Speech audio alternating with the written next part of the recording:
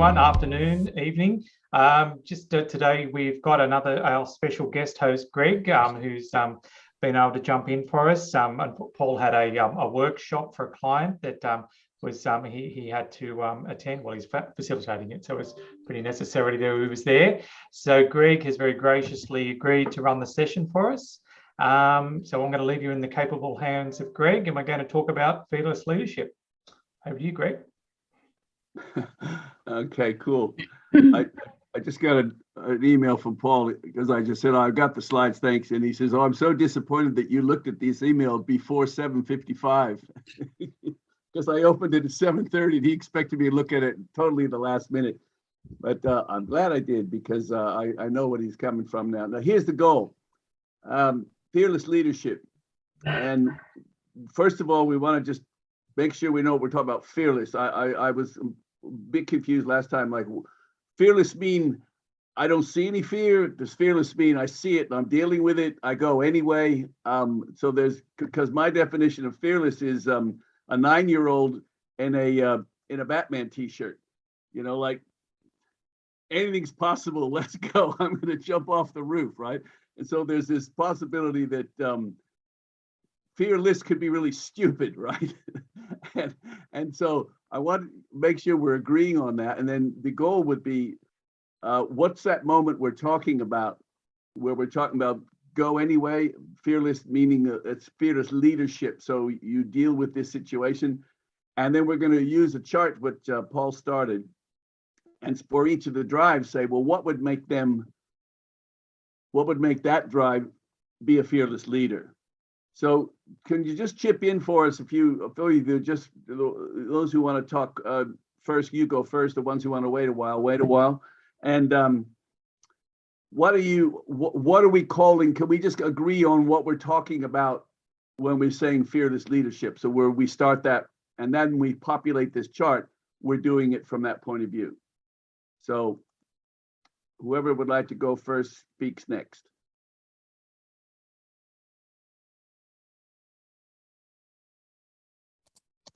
Facing tasks that you may not really know how to do, but you got to start them anyway. Good. That's a good start. Thanks a lot, Mark. Keep going. I just want to see what you're thinking in your head before we populate this chart. Yeah, I'd say from my point of view, walking the talk. Walking the talk. That's it. I know it's a dreadful meme, but that's my view. In other words, anything you say, you lead from the front, basically. Okay. Okay, cool. All right. So that no matter what's going on around, you grab the flag and get to the front of the line. Yeah. If you're going to lead, then lead. Okay. Cool. Courage to make the tough decisions. Yep, Patricia, make the tough decisions. Greg, I think being prepared to be authentic. Prepared to be authentic. Authentic, because authentic leadership is being real, as opposed to 10 years ago, it was all about being the strong person, motivating others towards a predetermined cause. Now it's being prepared to be real. And for some people, that's a bit hard, facing emotion and all those sort of things. So I think being authentic for some people is hard. Okay, so in being real, do you mean, okay, I'm scared too, and we're still going to do this, or real in terms of, okay. And being prepared to be yourself and being prepared to open up to your vulnerabilities and emotions. Okay, that's a nice little twist. This is good. Because all these things still have some sense of, oh my goodness, what'll I do, and we're still doing it. So this is good. Can I ask Ian, unless you want to populate it, those of you who know how to do it, can you change your last name to your ID? So when people speak, we can start calibrating where that comment's coming from, and we can ask you, and I can also go, you've got that down in 3. What do you think? And it just helps us use ID to populate this chart. I might actually show you that now. And Greg, I'd just like to add something in, if I may, because Doug said you lead from the front. Sometimes you lead from the back. and that's the best place to be. Yeah. So it's about, yes, so it's not always, you're not always at the front, but you're instead of pulling people behind you, you may be pushing them in front, if you like that sort of an analogy. Because sometimes you have to do that as a leader. Yes. End of slide. Click to this. All right. I just pushed share slide and it's giving me a blank screen. So let me find out why. All right, keep going. I'm gonna. Do you want me to share slides, Greg, and I'll let you keep going? Oh, good idea. Take that away from me. Yeah, for me, Greg, fearless leadership would be more, trusting your gut. I mean, you're in the land of unknowns, but you're trusting your gut and taking those hard decisions. Yeah. This is good. Greg, for me, leadership is more about being humble enough to ask as well. So showing humility. Yep. Okay. This is good. Keep going. Anyone who's got one you're sitting on that you say, oh yeah, what about this? Another one would be to be more collaborative and inclusive.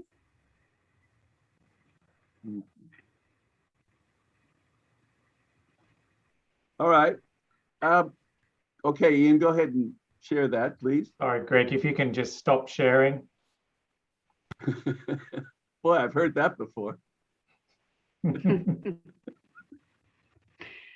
What about seeking improvement, Greg? That fall under seeking improvement.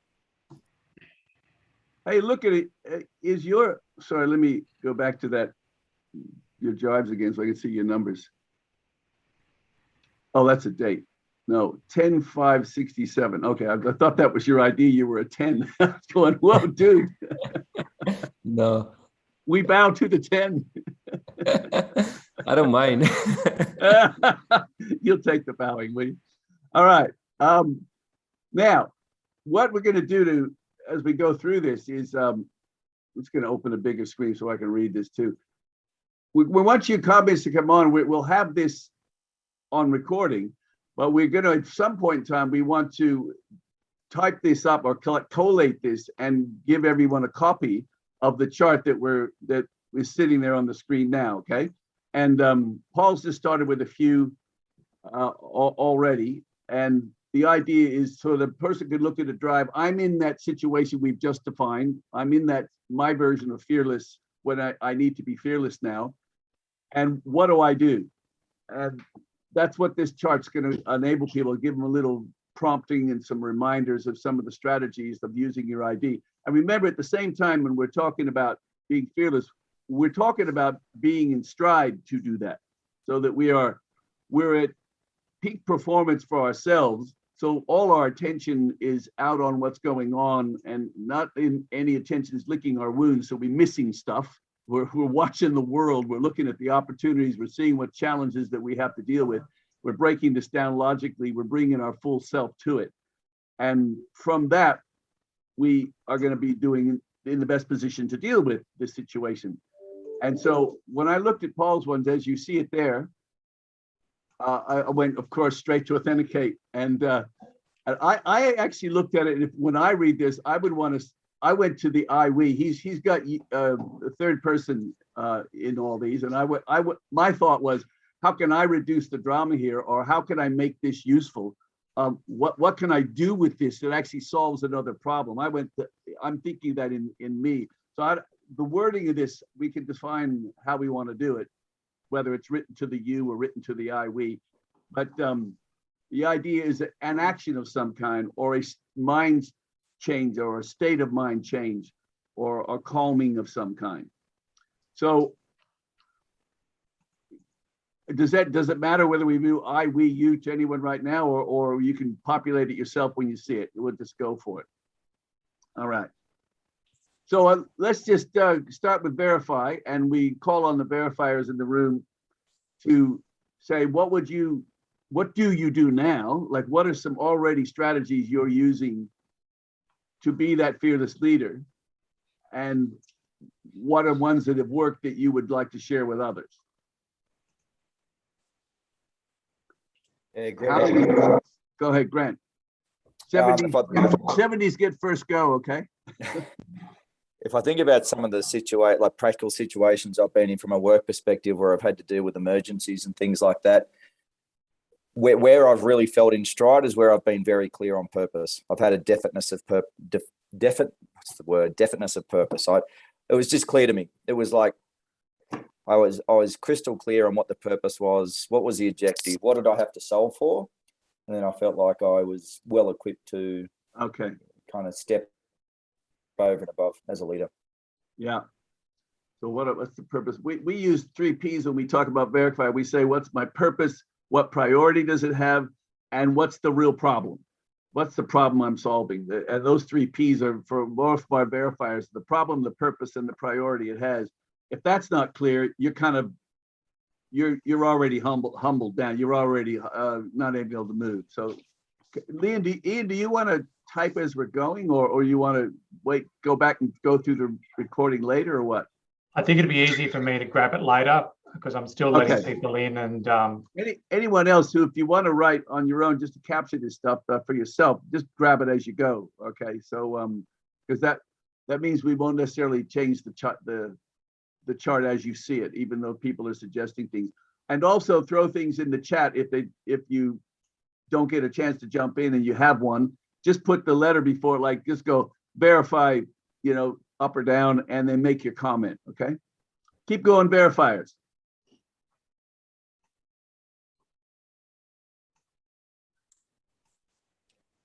Oh, well, I'll jump in again. So I think the issue with verify is to conquer, I think, the verify fear, which is the fear of getting it wrong. And we can procrastinate to a point where, well, it's not a procrastination, it's just an overcooking a situation, because you don't want to launch right now the new website because it's not quite right, or you don't want to do the business plan because it's missing a little bit which isn't quite right. It's not a sort of a complete issue, it's a not quite right issue, which affects a lot of things that you can't afford to fool around as a leader. You can't afford to play that too much. You've got to get it right, but you don't necessarily get it perfect. So what's your remedy, you would say yourself then, Doug? Look at the scope of what you're doing, and when you've hit the scope, when you've hit the requirement of whatever, move on and get it implemented, Yeah, but you already know to do that. How do you actually do it? You know you should do that. Given a problem, given an issue, or given a task, put boundaries around it, and when you hit those boundaries, then implement. Okay, so you have to give yourself some sort of a boundary, deadline, something that makes you finish it. Boundary, deadline, scope, and don't overcook it based on the fear of getting it not quite right or not quite polished. The rest of you verifiers, how does that ring for you?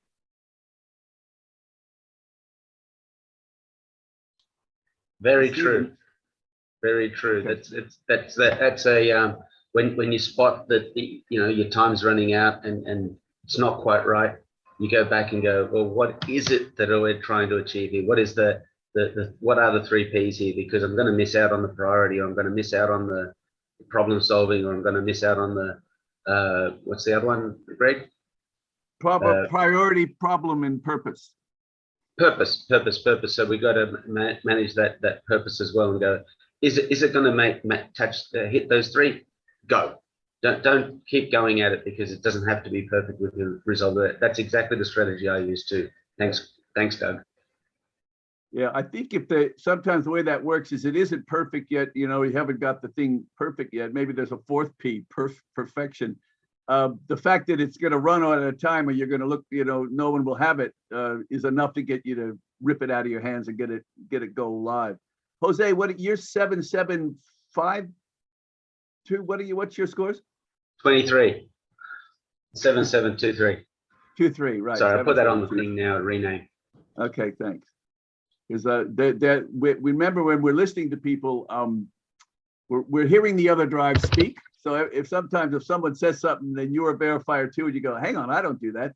And you go, yeah, well, that's maybe for in Leonie's case, you know, it could be her too speaking, because when we're talking about fear, we should probably go to up verify and down improvise first, because in terms of dealing with fearlessness, those two drives are going to be the most attentive to what the possible dangers could be as well. And it's also wrong. It's wrong and it's unsafe. But boy, if we got your attention now, right? So, but I won't do that to the up completes and hop around to the other side because we're not at that yet. So I'll be respectful to the up completes.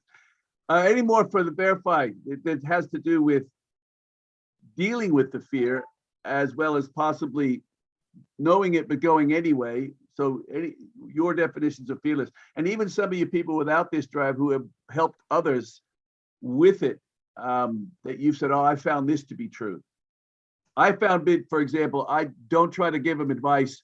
Let them talk more than me tell them something, because they'll figure it more in their talking than if they hear me, they have to validate what I'm saying or verify and go through a process. And it's easier just throw me out of the way and go, just shut up a minute, Greg, and let me talk, right? So I find sometimes if you're helping a verifier, don't let them talk, like let them go through it and then maybe quiz down on a word.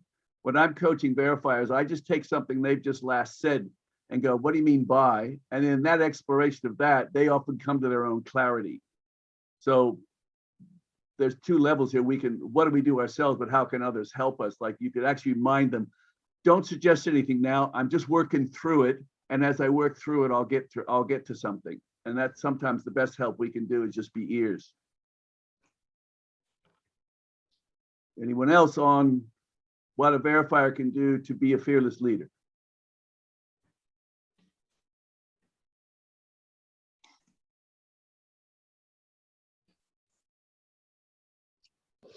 I use a different set of 3 Ps. Go for it, Jimmy. Yeah, I was taught purpose, process, payoff. So whenever I'm dealing with someone that's not realizing what they need to do, invariably they are a high information person and they're in analysis paralysis. So therefore I have a conversation with them around what's the purpose, what's the process, and what's the payoff. Meaning yeah, that's good. That's good. Yeah, that's good. That actually fits in nicely because the 3 Ps we were using were to get even engaged. They have to see a purpose, a problem, and a procedure, and a priority. Yours is, okay, now that you're engaged, what the hell are you going to do? I like that. It's sort of, we're going to wind up with a few more Ps here. All right. I don't want to beat it to death, but I also know if I'm quiet, someone eventually speaks because you can't handle the silence. So any more on verify? We're doing well, by the way. We're on target.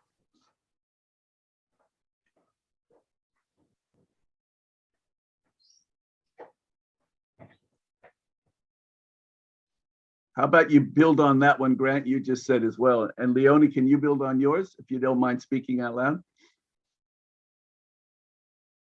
In the chats, what you said. Wasn't sure. Did Leonie want to go before me? Yeah, go ahead. She could be traveling. Oh, there she is. Yes, I'm sorry, I am here. Yes, building on that. You're right. I have to be careful about whether that's avoid improvise as well coming through. But I think there's a sense in which is it also about high expectations of others, and I see this with even my children and navigating relationship difficulties with them, and in terms of verify, just sometimes being willing to expect to adapt the expectations of others potentially. So yeah. I guess go more towards the accepting and rather than not to expect to adapt that. Good, thank you. You just reminded me that part of that is are our assumed expectations that others have are they actually real? Like, have we awfulized it bigger than it's a problem? And in fact, they're not that concerned, but we're worried that they might be. And I think getting expectations clear is a big part of this, because who are we really what are we afraid of, you know? Yeah. Also, does some of this come back to respect too, in a sense in which if people haven't met your expectations, does that impact then, I guess the level of respect you give? Well, I think I've been told it does. Like you respect, or just don't trust them to do it, right? Which is a form of respect. Keep going, Grant. You were going to build on yours. Yeah, look, mine was very similar to Leonie's. One thing I very self-aware of is, depending on the situation, I can be very judgmental and get into this kind of right-wrong thinking. And it goes to the point around expectations and standards. And if I suspect that someone's not meeting a standard, I naturally gravitate to being judgmental and, wanting to apply my own standard. So that's the vulnerability of a verifier, is setting expectations and then being judgmental to those expectations. Yes, because sometimes the person you're beating up's yourself, so that it's all going inside. Richard, you're getting a lot of response to your comment. Can you just want to talk to it a little bit or summarize it for those who haven't read it? Only part of the reason you opened with this question, what is fearless leadership? And it really threw me. And that's why I haven't even spoken anything. I'm still thinking all the way back to that. And that's why great facilitating. Go on. So I went on and did a Google thing, and I came across, because I think some of the discussion is going to waffle around a bit if we don't understand what we're, fearless leadership sounds a great concept, but yeah, anyway, that's why I like what I came up with. And now I'm now catching up and trying to fit ID with it.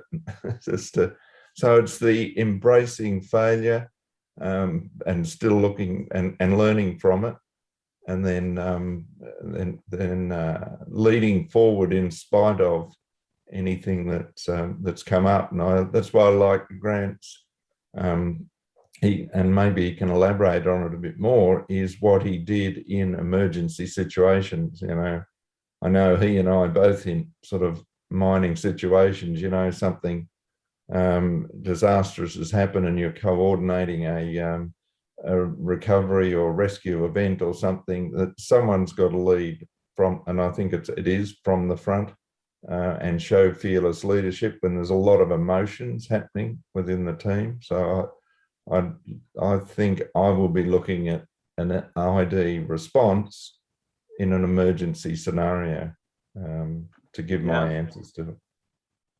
That's a good reference. That reminds me of that thing we say, well, what do you do when you don't know what to do?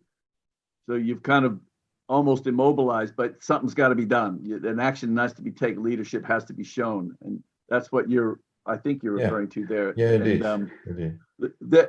Good. Well, that just helps refine more what's the state we're looking at that you would draw on these tips we're going to give you, and it's the degree of fear, the degree of concern or danger, may vary for people, but for you, it's like, oh my God, oh no. And what do I do now? And we're looking for those strategies that bring us back to our center, to our peak performance indicators that we can be our most resilient self. And this isn't as much of an intellectual idea of how do I just be a good leader. It's how do I lead now in this situation, in this difficult times? Is that what you're going at?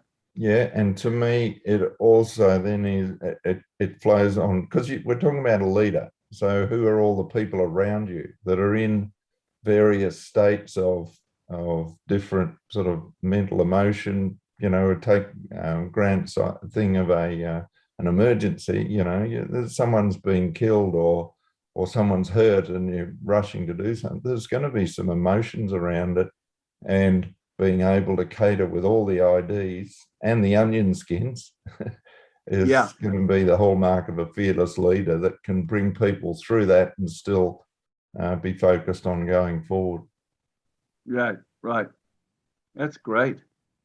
So if anyone want to comment on that, we use that as let's just keep going with that as that's the state we're dealing with then.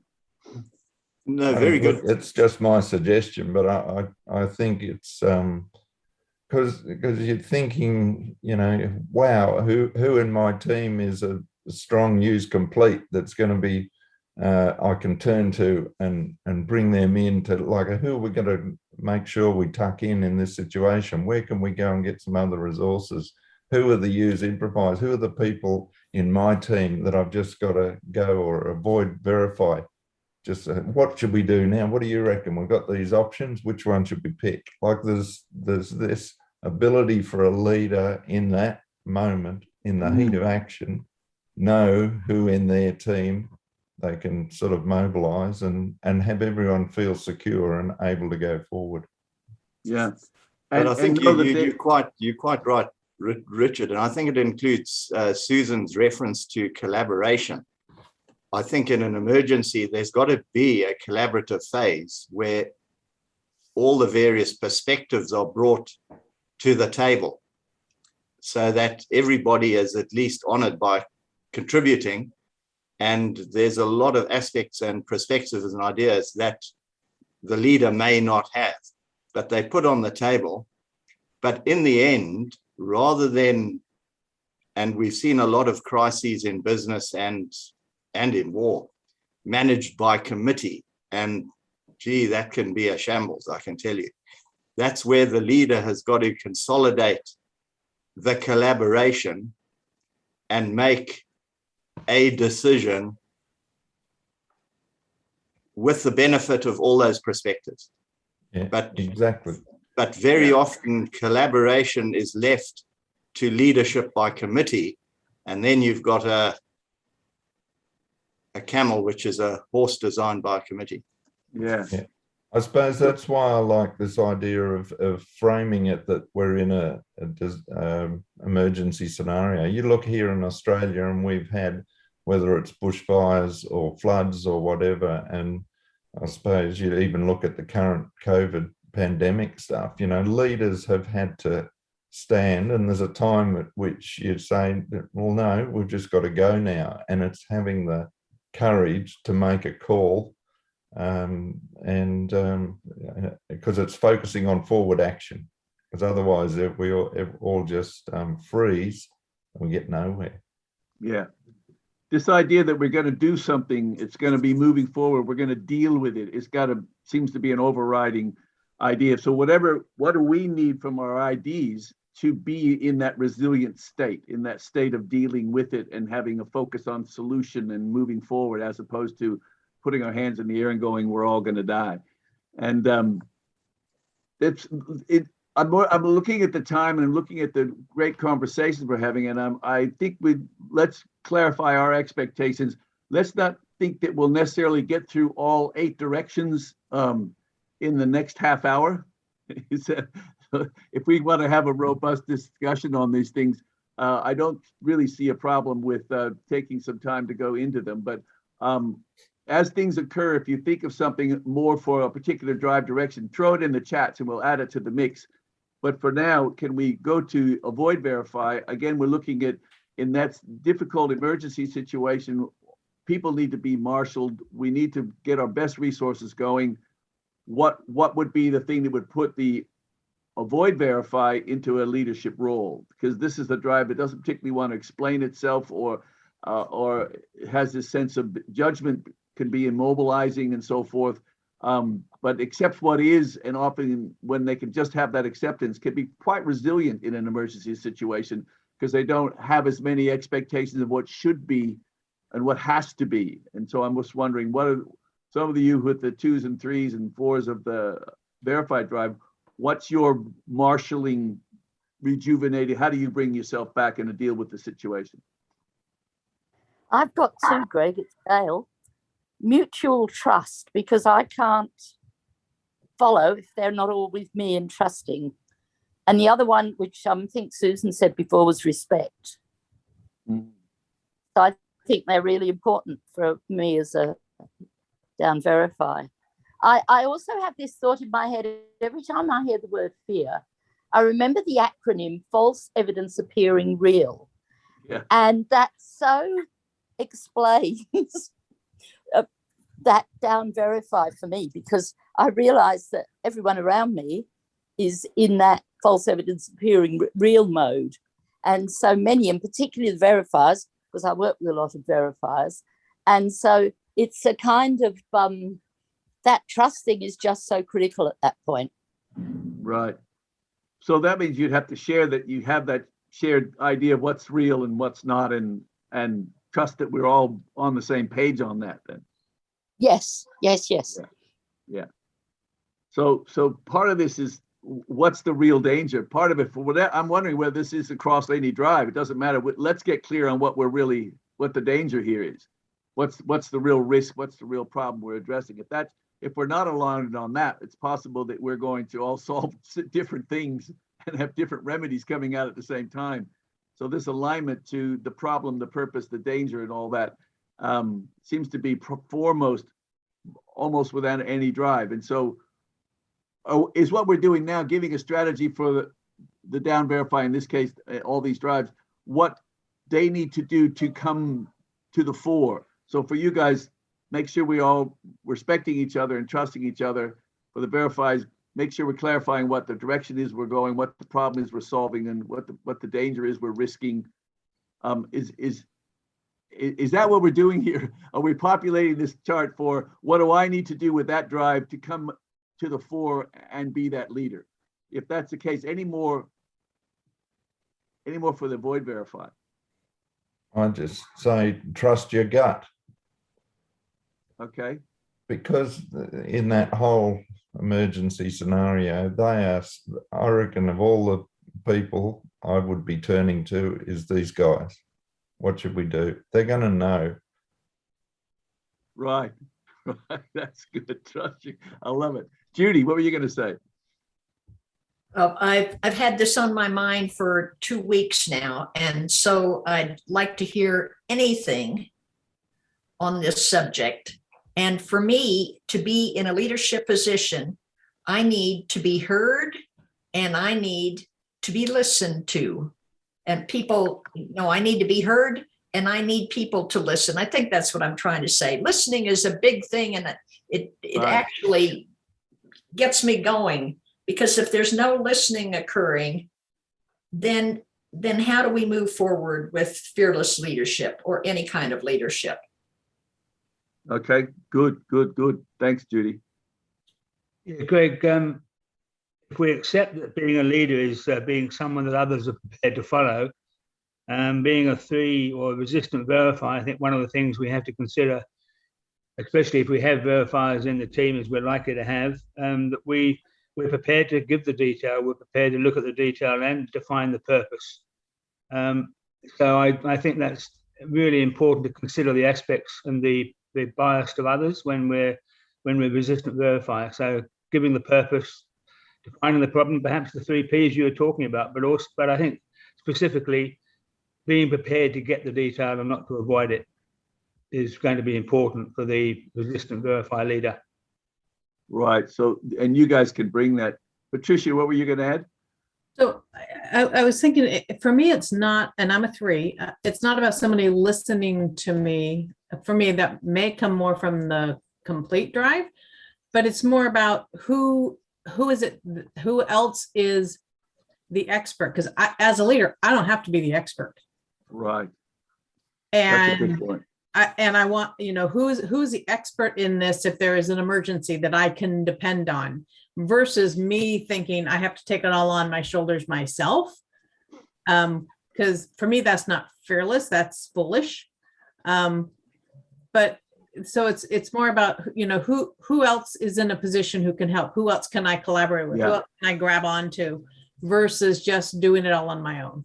Yeah, that's good. It's like Richard's point. What's the resources of the people around me? Let's tap them. You coordinate them. You become the conductor of the orchestra, not try to play every Absolutely. instrument.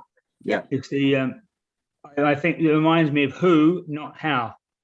And that's really Absolutely. fantastic with Instinctive Drive to help us to see who, not how. That's good. That's good. That's.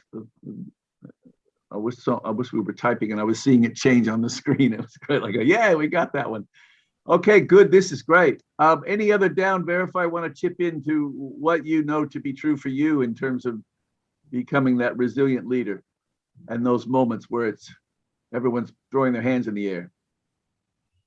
Hi, Greg. It's Susan here. I've actually been in a number of emergency situations, you know, working in theatre as an anaesthetic nurse many years ago, and also, you know, in accidents or any kind of crisis. And what I noticed about myself, and I don't know if it's the actual down 3 or, you know, 18 improvise, but I just go quietly confident and incredibly focused. And because I'm not caught up in all this emotion, I find people gravitate to me to then make the decision and to then conduct whatever needs to be done. Yeah. And I'm able to see who's good at whatever and just quietly get that done, you know, and but just with an incredible focus. Mind you, I fall apart 3 days later, but in that moment, that's where I'm very clear, focused, calm. Yeah, and that's why people I found in teams and I've worked before that they'll gravitate to me for that reason. That's a good point. I'm thinking of action movies and you find the person dealing with it, their focus is all on the issue. It's not on, oh my God, it's on the issue and they're looking at resources, they're gathering people, and then later on they'll have a breakdown and get the shakes. Exactly. I've had that very same experience and collapse later and go, why am I shaking? But in the moment, deal with this, deal with this. Yeah, that's a very good point. Yeah. All right. At the risk of shutting this down too soon, let's go up to the authenticate and what brings them. I've already biased it now because of all the things, you know, what's the purpose? So what are we here? How can I help? So forth. But the rest of you, what brings them to that state of fearlessness that they're dealing with it and they're addressing the drama and they're marshaling people and all that? Just start doing. Just there's always something. Yeah. There's always something to do. Yeah, there's usually something immediate to do. And I think that with your combination, Patricia, you got the down and verify is just, it is what it is. So there's no judgment around what should or shouldn't be. And oh my God, look at that. So you're going to jump straight. Well, you're perfect. I want you in my drama corner, right? Look at this drive, 3737. Move now, make it workful, make it useful. Figure it out on the back end. And so do you find that you naturally go to that when in the danger situations that you've already sort of said, you find out who else I can use, what's the most best read? Is that you don't even have to think to do that? Are you like in your state? You're perfect. It's in the zone. And to Susan's point, afterwards, I'm a puddle mess. But in the moment, it's like I'm the one in the family that everyone goes to when there's stuff's hitting the fan. Right. Okay. Right. Maybe that's what we do. When we have an emergency, all the rest of us look for that drive. I don't think that's necessarily a joke, Greg, because I've got a great example that I suffered a pretty serious injury in the garden. I almost cut my arm off. And my son, 2747, happened on the scene and he marshaled the resources, called the ambulance. He was you go do this, do that, whatever. And it was just like clockwork, and he was as calm as you like, 2747. And exactly as Patricia's just sort of said, he just collapsed in a mess. As I understand it afterwards, after I was carted off in the ambulance, once the ambulance left home, he was a mess. But he was amazingly calm. And I would think if we're going to have the context around handling an emergency scenario, I would be looking for the down ups and they will just shine. Right. Great. Be interesting to And do a to thing the for emergency. use authenticate, I reckon just do something, because even doing the wrong thing, you'll learn from it. You've got to get the forward momentum. I would be saying just do something. Great. Any others for the authenticate?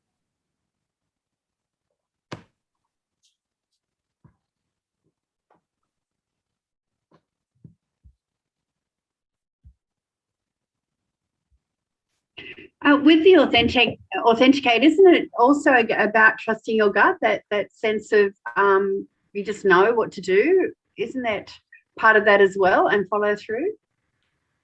Jose, are you still there? Because I'm not sure who's it. When I'd say yes to that, Susan, because I'm a 5. So Yeah. I'm closer. But Jose, you got both up. So is it a gut thing with you? 7723? What do you mean gut thing? Sorry. Well, Susan. what Susan was saying was that do you also like to down verify, trust your gut? When is it just do something and you'll know what to do, or does your verify drive? Do you just go with something, or do you have a process you go through because in your job you can be in those situations too. All of a sudden there's a leak and there's poison in this and you have to deal with it. It's not so much a gut thing. It's actually I trust my knowledge, and I've got and where I don't have the knowledge, then I lean on the people who go with their gut, because they seem to have this knowledge that is not verbalized. So I just go, hey, what do you reckon? When I don't have the knowledge and I need the answer right now. When I don't need the answer right now, I gather that knowledge so that that's my workaround, is know what needs to be done, get that done. And I guess for that reason, and probably the improvised down is at play here as well. I'm always gathering more knowledge so that if anything does happen, I've got a series of answers, a set of solutions. Right. They don't come from my gut, they come from my head. And I go, okay, yes, I know. And if I don't know, I go, who knows? Can I go to them? Can I get them to solve this for me now? And so sometimes the knowledge is who to go to rather than what to do. Yeah, that's coming up a bit, actually, isn't it? Leonie, you're nodding, I think, but from what you said. Yeah, absolutely nodding about that. It's not about trusting. Well, it is about trusting your gut when the gut is based on knowledge or expertise. Yeah, and I think exactly. The intuition piece, there's a little nuance. The intuition is more the avoid authenticate. So I think it was Susan who was talking about gut or intuition. I think that's more avoid authenticate than use authenticate. Yeah, we're knowing something, but where it's coming from, it's changed. It's funny when you hear someone like Jose and Leonie talk about guts, and then they very quickly go, because I figured it out. It's done it before. Yeah, and it is the difference between head and gut, literally. So I can trust it because I trust my head. I think there's an element too when you add down the down complete with this with me, because one of my emergency situations, screw it, just do it. Like, I can't worry about these little things. I've got to deal with this major thing, and so there's a priority of danger that gets addressed first. And I'm looking for how bad can it get, and can I deal with that? Let's deal with that first. So I go to what I call awfulize it. Make it as bad as authenticate, make it as worse as it can. Okay, what do we have to? Okay, we can deal with that. Let's go there. And so maybe it's a prioritizing of the danger, but there's always, it sounds like on all of these, some action results. I'm gathering someone, I'm gathering data, I'm engaging someone, I'm doing something, as opposed to pontificating about it. This is actually something an area where I've personally experienced that it becomes a real problem, where we've got an emergency. I'm still at the point where I'm gathering data. I haven't decided yet what the appropriate action should be.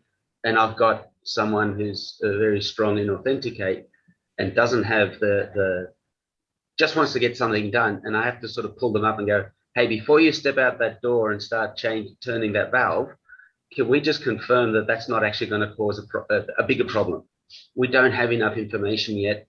I know you want to get moving and you want to get going, but I need you to go in the other direction and get me this information, or I want you to go and get that other person, because if you start closing that valve now, potentially, because we don't know, potentially you could be making it worse. And that, for me, it has caused clashes with people who are down verified. They're going with their gut. They know, right? And they're going, oh, do I have to explain this to you? And that's where fearlessness comes in. They'll go, oh, that's right. Yeah, I trust you. I know you won't have got this wrong. I don't have the information. I'm the one who's got a problem with this. Not necessarily it is a problem. And that's where I've got to find the courage to go, okay, I'll trust you. Go for it. Right. Wow. Yeah. It keeps coming back to this trust thing a lot. This is great. Yeah.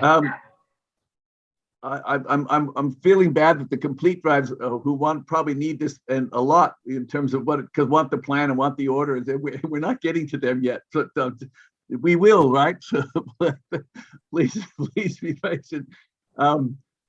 Let's go down to the void authenticate and see if there's some strategies that you guys would use in those situations. How are you showing up? Because we got a few here. Avoid authenticate. Paul's got align to your deepest values, energy you want to vibrate, what impact, any other versions?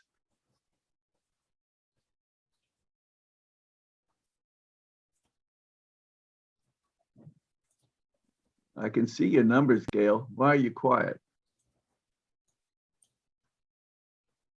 For once, I'm thinking, Greg, because there's similarities between the down verify and the down authenticate.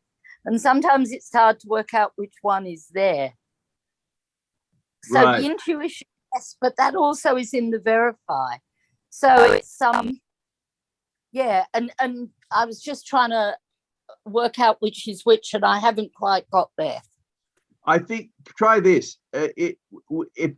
When you're making connections or connections for different things are seen to be related, that's going to be more the two in the authenticate, in that you're seeing patterns or seeing connections or seeing things that aren't evident. Whereas the four kind of just, it is what it is. There were not a lot of thinking went through to get to that, or not a lot of connections went through. So how do you sometimes see things, they're like a aha, as opposed to it just is what it is? Does that help? Yes, it does, because very often I see the ahas, and again, I'm putting myself in an emergency, not in ordinary living. It's about, it's the right person in the right time in the right place, and it may not be me, because the person that leader in that emergency has to jump forward, and so it may be that I'm pushing someone else forward and not doing the leadership myself at that point. Right. Which is still a version of leadership, isn't it? Putting the right person in the job. Yes. And you know who I'm thinking of? Shane is his name, Fitzsimons, the guy who was the New South Wales emergency fire person during the bushfires. Yes. He was the most brilliant leader I have ever seen during that emergency. And now he's just also ran in his new role. Whether it's he only fires during an emergency, or fires is a bad word, isn't it? But whether it's emergency only, or whether he's just in the wrong role. So it's so much about the emergency. You've got to have the right person, and they've got to be doing it right. Right.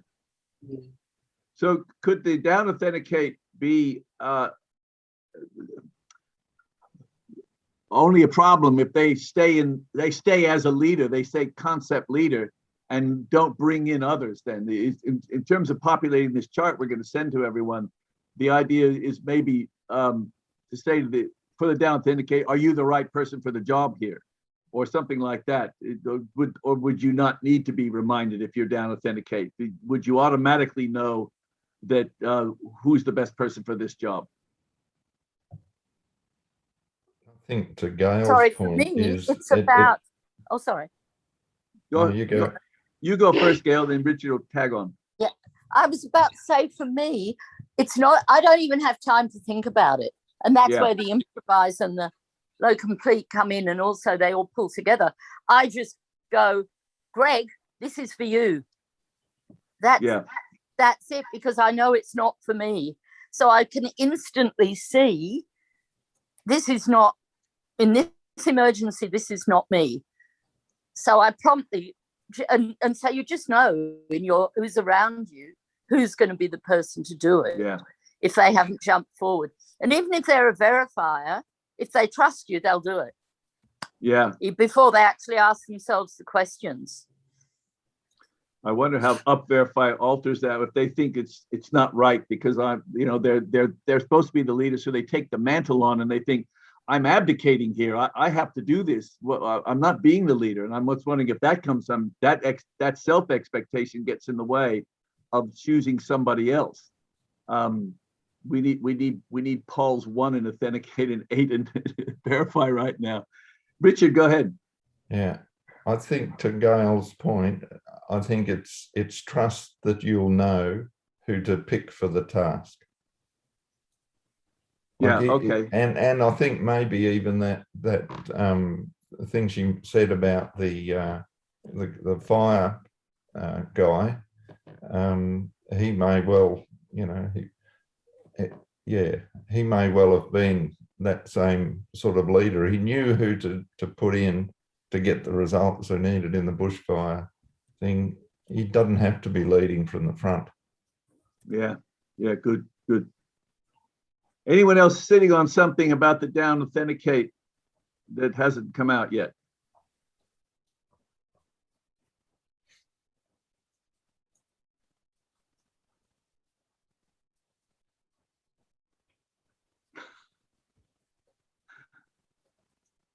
I've got a little bit of I'm blown away by this idea of you don't have to be the person doing, because leadership isn't doing. Leadership is leading. It's collect, as someone said earlier.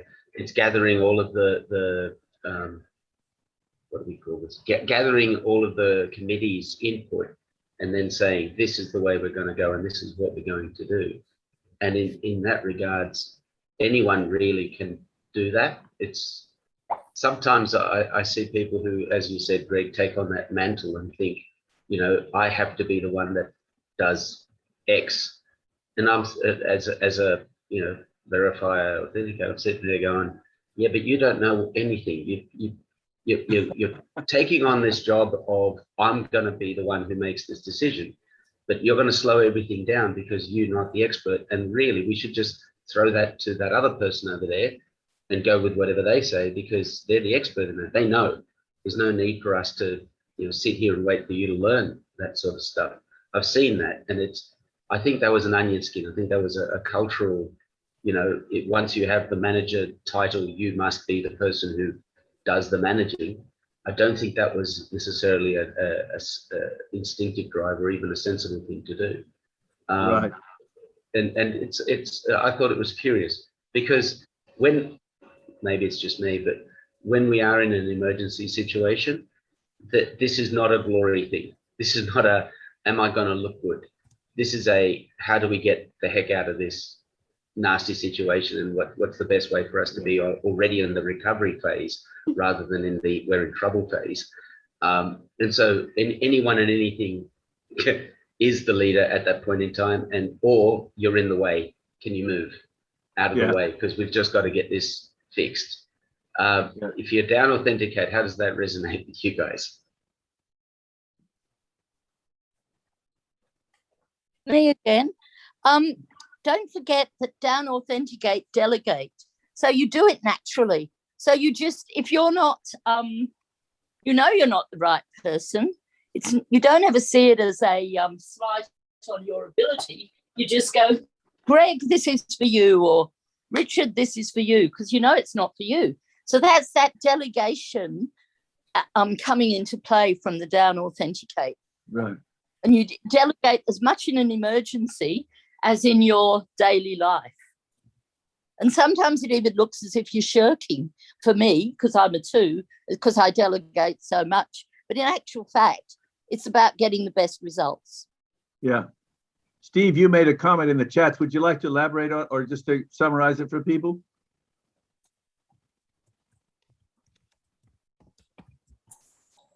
Yes, Greg. Firstly,